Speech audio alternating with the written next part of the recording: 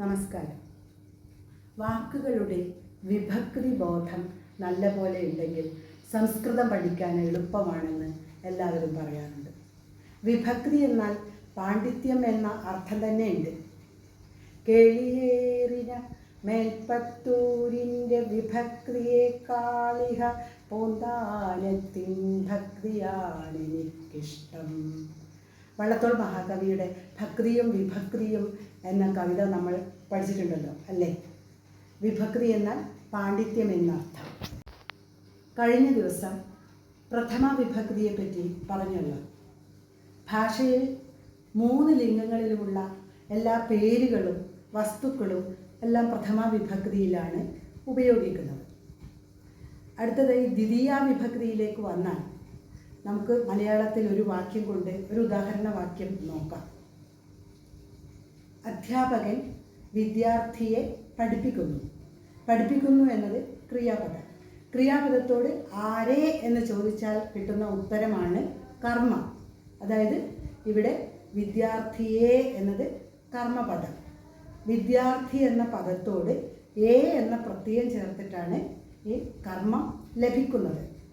അതിന് പ്രതിഗ്രാഹിക വിഭക്തി എന്നാണ് നമ്മൾ മലയാളത്തിൽ പഠിക്കുന്നത്. ഈ അർത്ഥം തന്നെയാണ് സംസ്കൃതത്തിൽ ദ്വിതീയ വിഭക്തി കൊണ്ട് ഉദ്ദേശിക്കുന്നത്. എന്നാൽ സംസ്കൃതത്തിൽ ദ്വിതീയ വിഭക്തിക്ക് 3 അർത്ഥങ്ങളാണ് കിട്ടുന്നത്.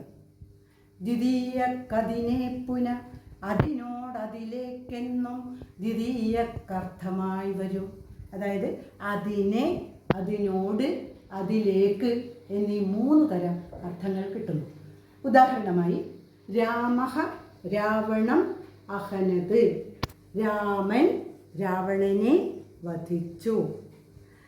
ഗുരു ശിഷ്യം വദതി. ഗുരു ശിഷ്യനോട് പറയുന്നു. ഛാത്രഃ വിദ്യാലയം ഗച്ഛതി. കുട്ടി സ്കൂളിലേക്ക് പോകുന്നു. ഇവിടെ രാവണനെ, ശിഷ്യനോട്, വിദ്യാലയത്തിലേക്ക് 3 കർമ്മങ്ങൾ 3 അർത്ഥത്തിലാണ് ലഭിക്കുന്നത്. ഇതിനെ ദ്വിതീയ വിഭക്തി എന്നാണ് വിശേഷിപ്പിക്കുന്നത്. ഇതിനെ കർമ്മവിഭക്തി എന്നും പറയുന്നു. കമൻസിൽ ദീപിക ദാസ് ഒരു സംശയം ചോദിച്ചിട്ടുണ്ട്. 2 ന്യായങ്ങളെപ്പറ്റി വിശദീകരിക്കാമോ എന്ന്. അതായത് ദണ്ഡാഭൂപ ന്യായം, സ്ഥലീപുലാക ന്യായം. സാധാരണയായി നമ്മൾ എന്തെങ്കിലും ഒരു കാര്യം പറയുമ്പോൾ അതിന് പ്രാമാണികത്വം കിട്ടാനായി ചിലപ്പോൾ വ്യാസമഹർഷി ഭഗവത്ഗീതയിൽ പറഞ്ഞിട്ടുണ്ട്, അല്ലെങ്കിൽ മഹാഭാരതത്തിൽ പറഞ്ഞിട്ടുണ്ട് എന്നൊക്കെ പ്രാമാണികത്വം സ്വീകരിക്കാറുണ്ട്. അതുപോലെ ഏതെങ്കിലും അർത്ഥം വിശദീകരിക്കുമ്പോൾ ഈ ന്യായങ്ങളെയും ചിലർ ആശ്രയിക്കാറുണ്ട്. ദണ്ഡാഭൂപ ന്യായം എന്താണെന്ന് വെച്ചാൽ, ദണ്ഡം എന്ന് പറഞ്ഞാൽ വടി, അതായത് ഈ കാരയപ്പൊക്കെ കുത്തിയെടുക്കാൻ വേണ്ടിയിട്ട് ഈ വാരിക്കഷ്ണം മൊനയായി ചെത്തി ചെറിയ വടിയായിട്ട് ഉപയോഗിക്കാറുണ്ട്. അതിൽ നിന്നിട്ട് അപ്പങ്ങൾ ഇങ്ങനെ കോർത്തെടുക്കുകയാണ് ചെയ്യുക. അതിനെയാണ് ദണ്ഡാഭൂപം എന്ന് പറയുന്നത്.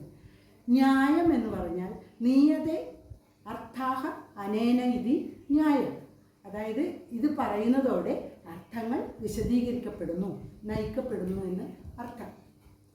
വീട്ടമ്മ പറയുകയാണ് വടി പോലും കാണുന്നില്ല.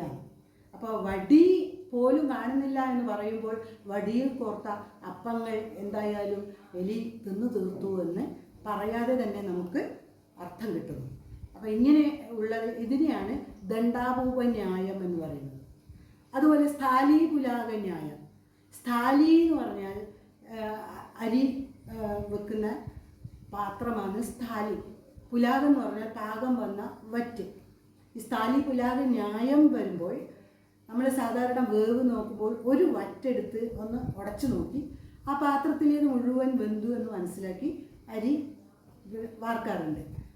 അതുപോലെ ഒരു ക്ലാസ്സിൽ ഒരു കുട്ടിയുടെ പ്രസൻറ്റേഷൻ മനസ്സിലാക്കി ആ ക്ലാസ്സിനെ മൊത്തം വിലയിരുത്തുന്നു.